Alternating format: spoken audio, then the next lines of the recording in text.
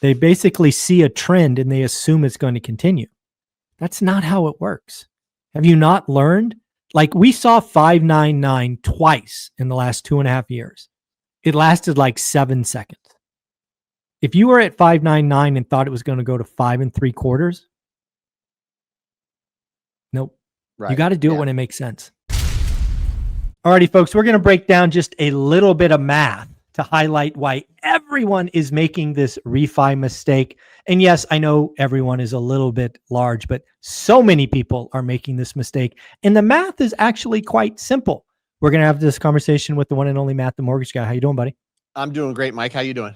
I'm doing really well. So I hear you're famous in the mortgage world. Matt Ishbia, the owner of UWM, highlighted a video that you put together. So I thought we should break it down here, highlighting the refi math everyone is getting wrong.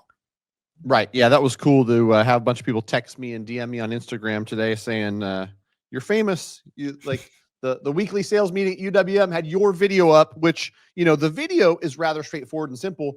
And I'm math, right? Like, me and you have talked about break-even analysis, and like, if it cost you $3,000 and you save $250 a month, you do some quick math, that breaks even in 12 months. You should do that. But here is where people get off. And like, for well, let's actually set it up a little bit more before we get to the math, because this is the mistake everyone makes. Everybody, we've seen this for 2 years. Rates get a little bit better, and the homeowner, the asset owner, thinks that that trend is going to continue. That is mistake number one. So rates are 6.5. Rates at 6. I have a 7.5. I have an 8.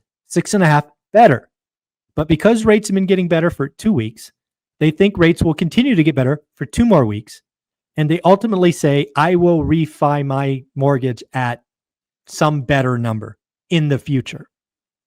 That is the mistake, because and you'll do the math here, what you're doing is you're giving up something for some uncertain date that may take months, if not a year, to get to, and you're farther behind the curve. But please set it up, do the math.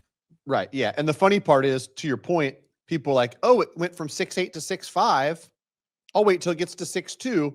Yeah. When it gets to 6.2, that might not, I'll just wait till 5.9, right? Like, they don't really have a target in mind. And so, the math and the example I gave, which I'll give here, is a real life example where I look at someone's mortgage statement. You've got a 7.25% interest rate. Your payment is X. I can refinance you to 6.25, save you a full percent on interest rate and $280 a month. And it makes sense. On that deal, I think it was like a 14-month break even when you factored in all the costs.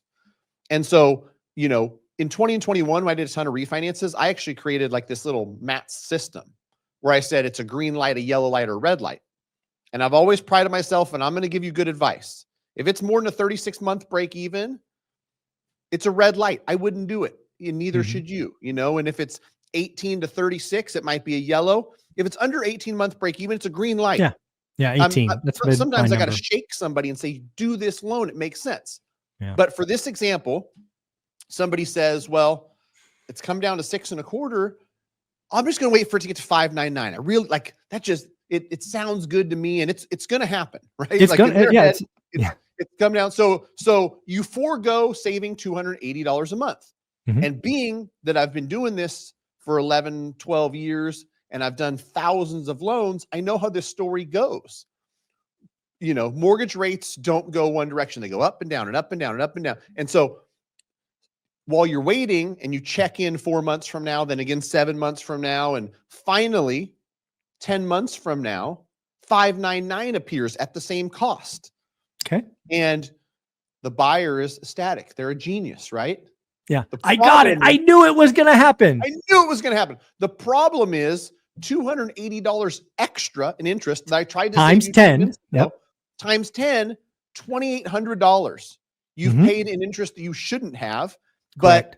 But the 6.25 to 5.99, the extra little savings of $50, $55, what it is, that is going to take you the next 4+ years to recoup. Because again, you've paid $280 extra for 10 months. And so like, that's the stuff that people don't think about. And the funny part is like I said, there's no number. It's like it's gone down. It'll continue to go down. There's like, if you look back to, like, UWM has all the data in the world. Yeah, well, Little hold on. Let's tell people the math, because again, you and I get this. So again, folks, how did he get here? Again, going from 6.25 to 599, you're paying an extra $280 a month. In this example, 7.25 to 6.25 is the first refi, for 10, right? So you're giving up on that savings for the extra 50. So that extra 280 times 10 is $2,800. What you get from waiting is, instead of 6.25, you get 599, and you save $50. So if you want to do this math yourself, divide $50 into 2080, 2,800, and you get 56 months. 4.5 years of your life. 4.5 years. Yeah, you have to wait until you get that back. And again, as we've said earlier, if it's not 18 months or better, I'm not doing it. So why would you do something that takes 56 months? This is the mistake everybody's making. Not everyone. Yeah. Most people are making. Most people. And, right now there's a couple things going on. September 17th is being used as a marketing thing. The Fed's going to cut interest rates. Interest rates are going to go down. There's something cool coming in the future. I've talked ad nauseum about, like, mortgage interest rates will not be affected by this Fed meeting, right? Like, the quarter is already written in stone. It's already baked into existence. Don't expect rates to get better. They could get worse, right? They could get worse Friday. You want to see mortgage rates get worse? Get Jerome Powell up on Friday and say, basically, no September cut. Mortgages will get worse. I'm not saying he will. I'm saying he could. Yeah, just bearish tone at this Jackson Hole meeting this week. And so that's why, I've got to be better, honestly, Mike, at grabbing somebody by the shoulders a little bit and shaking them, because I've had so many conversations. I've got one right now that is a 7-figure mortgage, and you don't have to move the rate that much for that to make a lot of sense. Yeah. And I think it's close to 1%. It's something like $600 a month. And I don't know what, but being that big of a mortgage, popping up 0.25%. Yeah. Makes it a whole different thing. It goes from $600 a month to $400 a month in savings. So, like, while it's there, you have to take advantage of it. You can't get greedy. You can't, hope that because it's gotten lower, it'll continue. Like, none of that stuff works. The math is the math. And if it makes sense, it makes sense. Yeah. At the end of the day, I would hope people have learned, but they clearly haven't. Over the last 3 years, I've been talking to you and Convoy Home Loans, and it's always been, if you like it, lock it. In fact, that was your phrase that others have now adopted. But I've also seen consumers continue to be stupid. They basically see a trend and they assume it's going to continue. That's not how it works. Have you not learned? Like, we saw 599 twice in the last 2.5 years. It lasted like 7 seconds. If you were at 599 and thought it was going to go to 5 3/4, nope. Right. You got to do it when it makes sense. Right. Yeah. Don't weight yourself into paying thousands more to the current mortgage servicer that you don't need to. Real quick, greatmortgagebroker.com is where you go connect with me and my team. If you've got time, Mike, I'd love to talk about this same subject, but with real estate opportunities. Like, go for it. Investors. Because it's the same exact thing. It is. I talked to an investor yesterday. It's like, man, Florida's kind of soft. My market's kind of soft. Stuff has come down a little bit.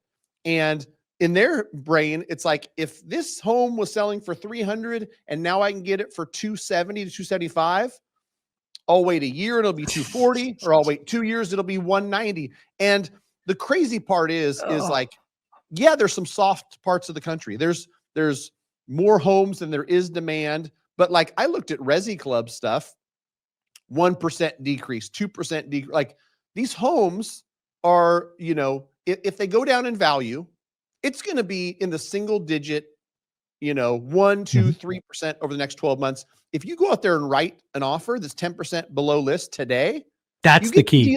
You get the deal today. You get tomorrow's price today. Exactly. That's exactly right.